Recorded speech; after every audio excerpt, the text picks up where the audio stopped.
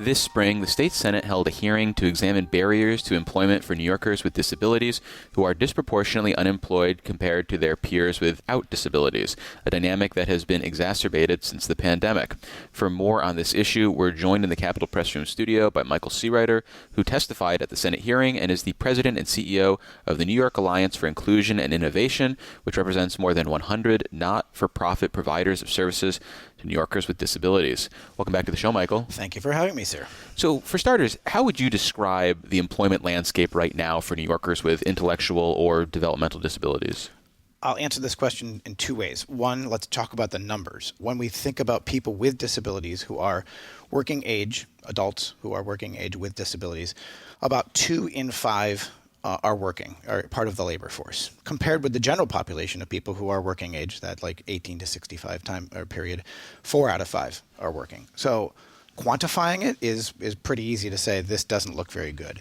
And when I look back at least on my perspective of 25 years of working in this space and my almost 50 years, we, for all intents and purposes, haven't really even moved the needle on employment for people with disabilities in my career, probably even in my lifetime. It's largely remained static. In some ways, it's even gone down in more recent years when you start to look at some of the data that indicates, what services and supports are being provided to a population of people with, for example, intellectual and developmental disabilities, and how many of those people are actually working. We see actually some declines in that. And so it doesn't look good. It's kind of a dreary situation. And part of what I think we're probably going to talk about is that I feel like we've thrown everything plus the kitchen sink at this issue, yet we still haven't really moved the needle effectively. Yeah, let's talk about what state policymakers have emphasized here, because you noted in your testimony that New York is a employment-first state, which is part of a national initiative to increase employment opportunities for people with disabilities. And this is something that was prioritized in the state via executive order. And we've seen multiple executive orders in this state. We've seen legislative initiatives. So what has been the substantive impact of some of the mandates, dictates, what have you, from New York State policymakers? Unfortunately, very little. And I don't know that that's actually totally to blame on policymakers. We have a long history here. From 2002, the Most Integrated Services Coordinating Council was created and focused in part on employment for people with disabilities. You have the creation of the New York Employment Services System in 2010 all the way through today, which is kind of bring resources together and have a more comprehensive perspective about things from policy and an implementation perspective. You've got Governor Cuomo's executive order from 2014 creating kind of the glide path for employment first here in New York State. Then Governor Hochul's executive order on this, including around things like the state workforce as well. But frankly, they haven't really moved the needle. We're back to that issue. And I think that what this comes down to is that we can throw all the policy issues that we want, or policy solutions at this that we want. But I think that there's something deeper that we probably need to get into. And I've in my testimony, I kind of talked about this idea that culture eats strategy, and in this case, policy for breakfast, right? Like the culture in both our society and certainly in the programs and services that support people with disabilities to go to work, and the culture that exists for individuals with disabilities themselves and their family members all kind of points in the opposite direction. Be careful. This is a very risky proposition. You could lose your benefits. You could lose the services and supports that allow you to get out of bed in the morning and get fed in the morning and get from a bed to a wheelchair and out the door. You could lose those things. There's this tension here, right? And we need to kind of shift that paradigm away from the risk aversion associated with a whole bunch of this stuff to looking at the opportunity and at supporting people to do some of those things that are that might be a little bit risky. I mean, I'll give you my personal experience here. I remember a couple of jobs early on, and I realized very quickly this is not the job for me. But I learned that by failing partly at the job. I didn't do well at the job. And that's part of the process of becoming employed, and understanding what you are good at is trying different things. We don't have systems that allow people to fail, particularly in the OPWDD service delivery system. I think it's a very risk-averse situation.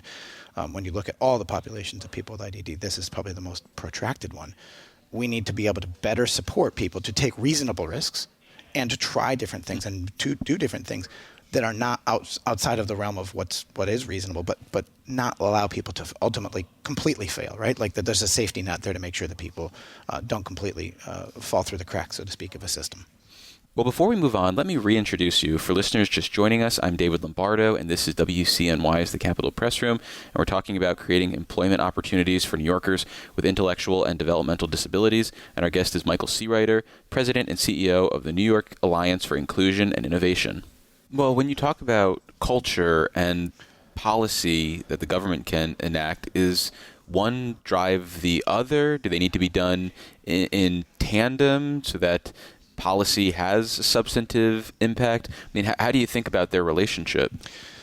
It's not going to be one-offs, right? It's not going to be a single strategy. What we probably need to do is align many strategies so that they are all kind of moving in the same direction. I'm thinking about several issues. You've got, for example, I'll start with, we have a history, so to speak, in this space of people with intellectual and developmental disabilities utilizing shelter work and wage authorizations that are less than either the statewide minimum or the prevailing wage. Mm-hmm. And we need to align a movement away from some of those things. In part, we've already done that with shelter workshops here in New York with OPWDD, but we need to align that with greater understanding and supports and benefits to help people navigate that really tricky landscape of benefits navigation. This is wildly complex. There is a very small handful of people who really understand it, but to understand all the intricacies of how you go to work, get earnings, amass resources without losing some of the services that are core and fundamental to making sure that you are able to do what you need to do, and then combining those with some, I would call them incentives, from a rate perspective, from financing perspective of the state, to incentivize different kinds of behaviors, to try to incentivize different kinds of approaches. For example, we have suggested for several years now trying to experiment with different approaches in the rate structures for some of the services and supports for people when they're going to work, for example, in supported employment from OPWDD. Sure. To try to move in the direction of a value-based arrangement that says, well, let's look at tangible things in an individual's life. Hours worked, wages earned, those are very tangible things. And then we can match them or qualify them with, well, are you satisfied with your job? Do you want to do this? Continue to do this job? Do you want to do something different? And we could actually do something, I think, to experiment with these ideas that do something other than simply paying for a service when it's delivered. I think we need to become more nuanced in that. And the combination of those different kinds of things aligned together might actually move the needle a little bit. But at the same time, you're talking about a vast initiative that is also very intricate. So do we have the personnel at the state level, or maybe it's a local government issue, to oversee and implement something like this? Because one thing that stood out to me from your testimony is at one point you specifically name two people at state government who are leading this space, Kim Hill, for example, and said she and another person, they cannot do it alone. So, I mean, is that a reflection of the fact that there needs to be more eyes and attention on this? There does, but it's going to have to be aligned, right?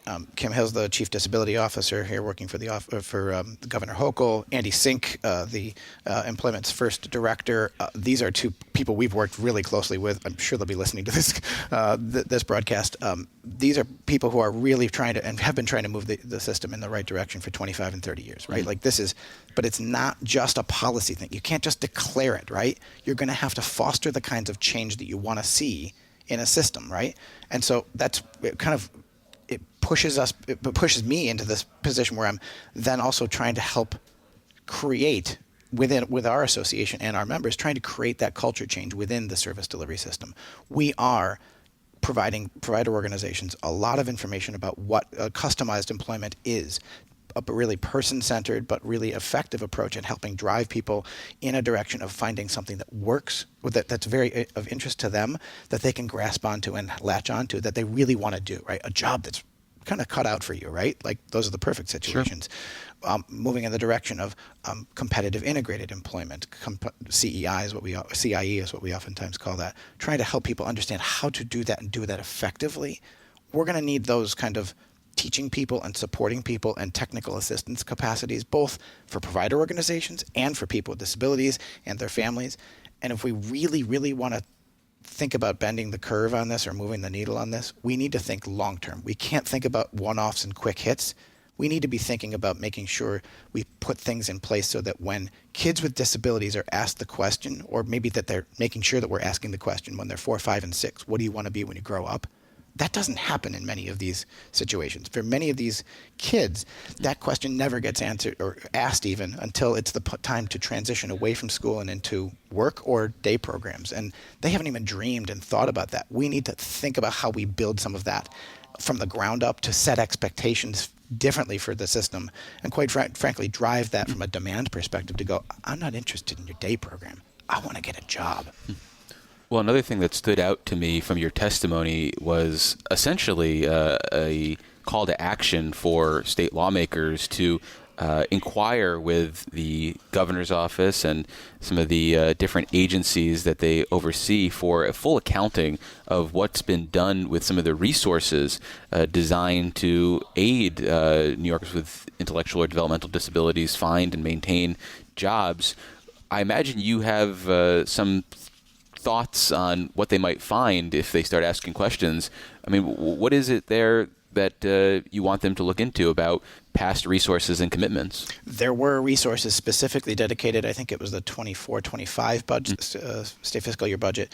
I want to say $6.5 million or so, specifically geared toward employment first. Okay, great. What are we going to do around that? What can we use those resources for? And we've been kind of anxiously anticipating what's going to come of those and putting forward many of our recommendations, whether that's enhancements and benefits advisement, whether that's testing out value-based arrangements, whether that's trying to new and innovative ways to support provider organizations to do things differently. But we haven't seen those yet. And so I'm kind of calling back to lawmakers to go, what happened to those resources? I thought we were all on the same page. We were going to use these resources to try and move the needle and do things a little differently. We haven't yet seen those come out yet, and I'd love to know kind of what happened with those resources and if they're still in the process of being allocated to figure out if we can actually apply them toward this issue. Do you feel like the legislature is a good advocate for New Yorkers with disabilities, whether it is this issue of unemployment or more broadly? Because from my perspective, I see them at all the press conferences. They're happy to pose for pictures, but then when the rubber meets the road with, say, budget negotiations or following up on commitments, a lot of these priorities seem to fall away. I think we see a lot of the expressions of support, as you point out. And what I think is the challenge here for particularly legislators is the depth of knowledge necessary to be effective in this space. These are highly complex issues, like you've pointed out, right? Like these are nuanced to the point where people make careers out of trying to understand the different pieces of the puzzle. And policymakers are juggling. I don't know. Right now, they're negotiating the final pieces of a closing out session with how many bills? Hundreds upon hundreds upon thousands of bills, right? Thousands of issues. We need to either help them or they need to rely on us as advocates within a system. And it's not just provider organizations. That should be across the board. That should be representatives of people with disabilities and their families and care management organizations and state agencies. They need to rely on us if we're going to really move the needle on this. Again, I think we're going to need to get into that in depth. We're going to need them to put forward some different laws that would make it a little bit different or maybe incentivize things in the right way. But I think this is more than policymakers can do on their own. I think that this is a movement and it needs to be something much larger than that we all embrace and that we're all kind of rowing in the same direction. Well, unfortunately, that's all the time we have for this conversation. We've been speaking with Michael Seereiter. He's the president and CEO of the New York Alliance for Inclusion and Innovation. Michael, thanks for visiting us in the studio. Thanks for taking up this topic.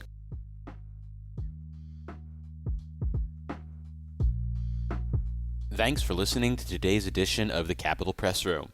For an insider take on what's happening in state government, check out our Dispatches from Planet Albany show, available wherever you get podcasts or at capitolpressroom.org. Join us again for Capitol Press Room, a production of WCNY Connected, Syracuse.